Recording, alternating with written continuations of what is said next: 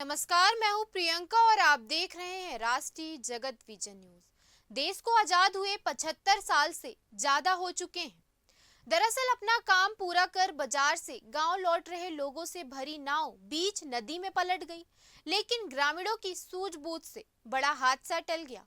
देखिए इस खास रिपोर्ट में। सूरजपुर जिले के ओडगी ब्लॉक का सुहार गांव, जहां एक बड़ी दुर्घटना टल गई, लेकिन सच्चाई का एक कड़वा चेहरा सामने आ गया है। ग्रामीणों से भरी एक नाव, जिसे स्थानीय भाषा में डोंगा कहा जाता है, नदी के बीचों बीच पलट गई।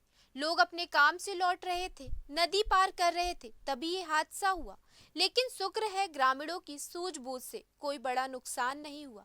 आज के डिजिटल युग में भी स्कूली बच्चे, मरीज, बुजुर्ग, ग्रामीण नदी पार कर अपना जीवन जीने विवश हैं, जो कहीं न कहीं प्रशासन के मुंह पर करारा तमाचा है।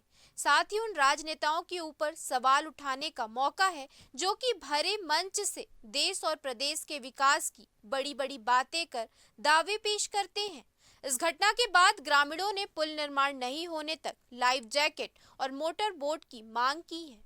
बताया जा रहा है कि लंबे संघर्षों के बाद पुल निर्माण की स्वीकृति तो मिली, लेकिन न बजट मिला, न टेंडर हुआ, न कार्य प्रारंभ हो सका, जिसका खामियाजा आज ग्रामीणों को अपनी जान दांव पर लगाकर देना पड़ रहा है। फिलहाल इस खबर में इतना ही। देश प्रदेश की खबरों से अपडेटेड रहने के लिए हमारे चैनल को सब्सक्राइब करें और नए खबरों के नोटिफिकेशन के लिए बेल आइकॉन जरूर दबाएं। नमस्कार।